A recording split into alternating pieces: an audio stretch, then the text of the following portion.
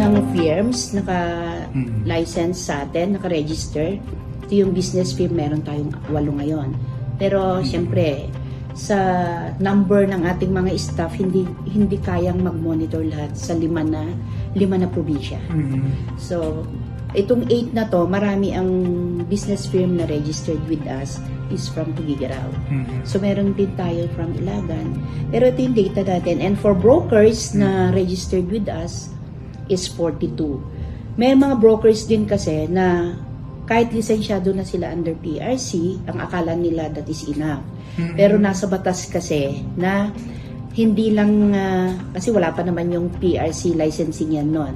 Sa amin kasi nun is registration ng brokers. So, nasa batas yun under PD 957. So, ang akala nila, nung nag-take over na ni PRC ang licensing for brokers, is okay na yon. Hindi. Nakalimutan nila na andun pa yung batas. So, marami tayong brokers, pero dito sa ano natin, may 82 tayo na registered with DSUD. So, 82 brokers. And meron tayo, 42 brokers. And meron tayong salesperson na 184.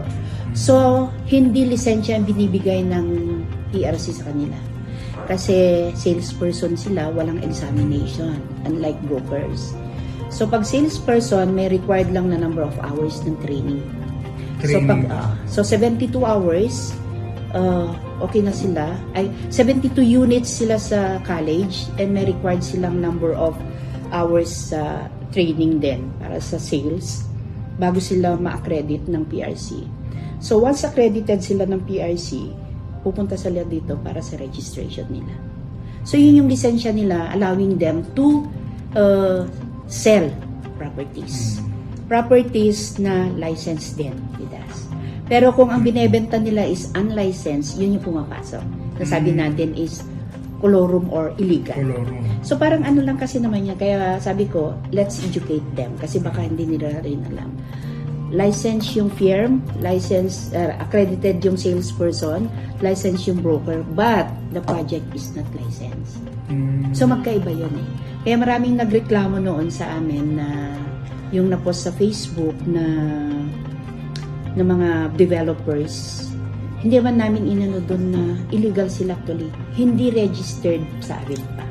So marami talagang nag-react. Pero so far, gaya nung Vinesland na yan, actually, nag-apply na sila. And malapit na nilang makumpleto yung ano. Ito yung mga ano nila, nagsasabit sila ng requirements. So ang ano ko dyan is, malamang kulang lang kami sa info siguro. Hindi nila alam yung mga requirements. And unti-unti, nakita nyo naman, talagang tatrabaho tayo, di ba? Kailangan kasi ma-educate natin sila. And marami kasi ditong salesperson and brokers na napaka-aggressive. They keep on posting despite yung mga notices namin na wag muna. Kasi yung binibenta nyo wala kang SOC. Di ba? Registered with us. Pero, ang ano doon is maganda naman yung naging ano ng mga monitor natin. So, ang Vinesland na yan, marami sila.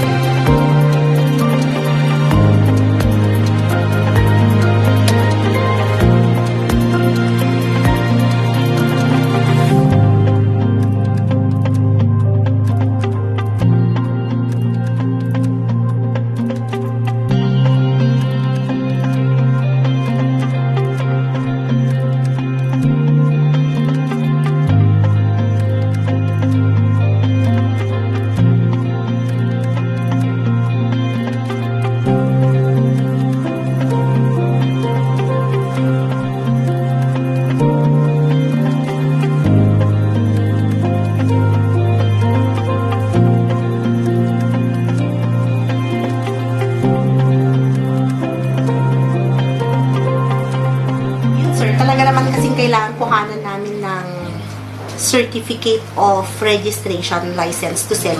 As per VLH po, meron po kaming COR. Pero as per project, wala po kaming COR per project. So, yun na po yung kino-comply namin ngayon. And thankful ako kay RD Ubuan kasi gina-guide niya kami. And tuloy-tuloy lang po. makakatapos din. Sunod-sunod naman yan, ma'am, sir, na nagsasubmit kami. So, makukumpleto din po namin. I see.